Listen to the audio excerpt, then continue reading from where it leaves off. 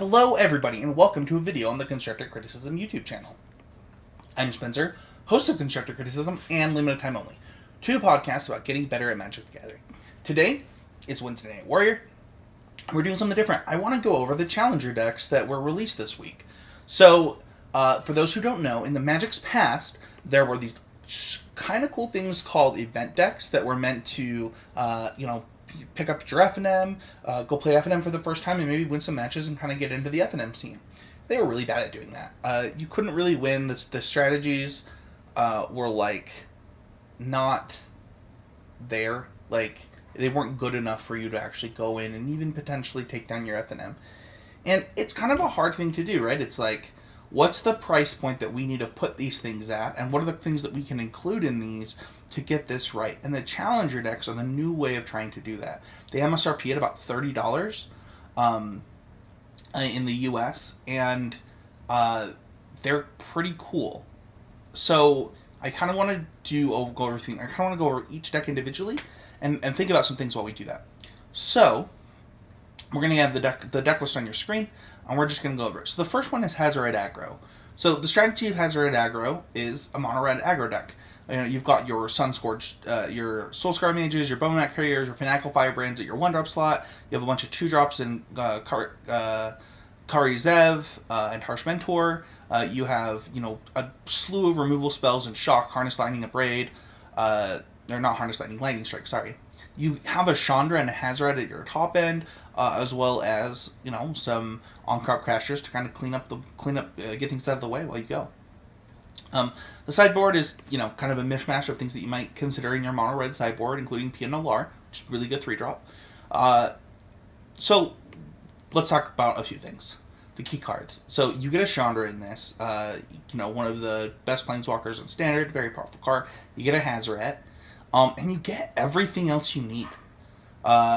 This is everything a mono-red deck needs. It has all the 1-drops you need in Bonemat Courier and Soulscar Mage and Fanatical Firebrand. It's got it all. And the thing is that you could probably just buy 2 Hazorets and jam them into this deck and go win your FNM. Which is good. That's where you want to be, right? So, okay, I'll get into this for about $30. If I like it, I can then spend the money on Hazorets and kind of get there. And so did you get your money's worth with this? And I think the answer is yes. I think that Chandra and Hazoret together, with everything else combined, is easily worth $30 to let you go and try out FNM and try out Standard and see what Mono Red is all about. The only financial implication that I think this deck really has is the fact that Bonemat Courier is already cheap, and having 4 of them in this deck, as well as another one of these decks, could really put a damper on that price. You also get a Glorybringer in this deck, so there's some extra value there. One of the things you might consider changing is maybe putting the Glorybringer on the sideboard, bringing in something else in that slot. But yeah, definitely try this deck out. I think that it can go in and win matches at your FNM. So, if I were to rate this deck on a 1 to 5, we're 2 Hazard short of saying this could win an FNM. I'd give it a 4. I think that this deck can definitely get there, and is a good starting point to get into FNM. So the next deck actually won a store championship in the hands of Mason Clark, our technical producer. So this one is another aggro deck. It's got 4 Scrap Heap Scroungers, 4 Toolcraft Exemplars, and 4 Bonemat Couriers, and 4 Heart of Carrion. So this deck is packed with value. The land base is the only thing that's really lacking in this. The lands are something that's, the mana base is going to be bad no matter what, to be honest with you. But this deck has it all. To be honest with you, it's got the aggressive starts that it wants in the form of Bomat and Trollcraft and stuff like that. Scrap Heap Scrounger lets you play the long game. Heart of Kirin is obviously one of the more powerful vehicles in Standard. I think that if you were to upgrade this deck, I would just start at the land base and move forward from there. As far as getting your money's worth, this is one that I'm not sure if you're getting your money's worth.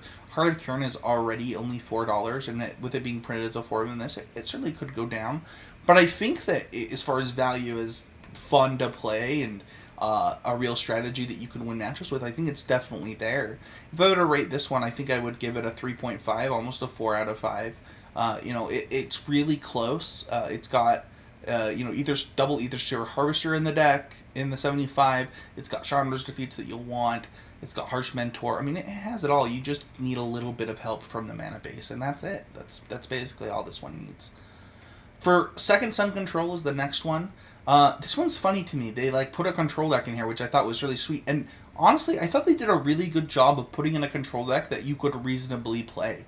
Between Kefnet, approach and things like that. There's win conditions in the deck. You definitely have enough interaction and good interaction that you can slow down the game enough to get your approach off. With 4 Glimmer of Genius, some Supreme Wills and things like that, you can dig for it. You even have the tech of Hypno Roulette to mill yourself to get closer to it. This deck has the pieces that it needs, and it's really cool to see a control deck out of the box at $30 that you might reasonably be able to play. One thing that I think this deck could use is maybe some Ether Hubs. Between Ether Meltdown and Glimmer of Genius, I think that you could use Ether Hub in this deck and actually have really good mana with it. It's even got the Regal Caracols out of the sideboard that you need. Glyph Keeper Negates. The sideboard's pretty reasonable, things like that. I think this deck is sweet. You get a couple Settle the Wreckage, and I think you get really, really close to getting there, and that's sweet. Financially, I don't know. I don't know if this is worth $30. I mean, you get everything you need in a control deck for $30. So I think it gets there. There's not really any financial implications around this deck, I think. And I think that it can definitely go X1. I'm going to give this deck a 4 out of 5, just like the standard deck, just because I think the idea of giving somebody an experience of control with $30 out of the box is actually really sweet. The last one that we have is Counter Surge. So this deck is cool because it's a snake deck, and I love snake decks. But also, the value is really here. You have 3 Gear Hulks, you have the Winding Constrictors, the Glint Sleeve Siphoners, even some number of Scrap Heap Scroungers. You have Rishkar. I mean, you have everything that the green-black snake decks in general need outside of Ratzka's Contempt. They did give you Hour of Glory instead. That's kind of the only hit on this. But you also have Cartouche of Ambition on the sideboard. You have Lifecraft to be sharing. This deck is kind of just full of green-red mid-range stuff that you want to play. As far as upgrades, I probably wouldn't play the Dream Stealers in the main, and I would definitely consider getting a couple of Vraska's Contempts in there. But other than that, I think that this deck is totally reasonable. It's missing Fatal Push, which is actually a pretty big knock against it. Out of the decks that need the most help, I think that this one actually is the one.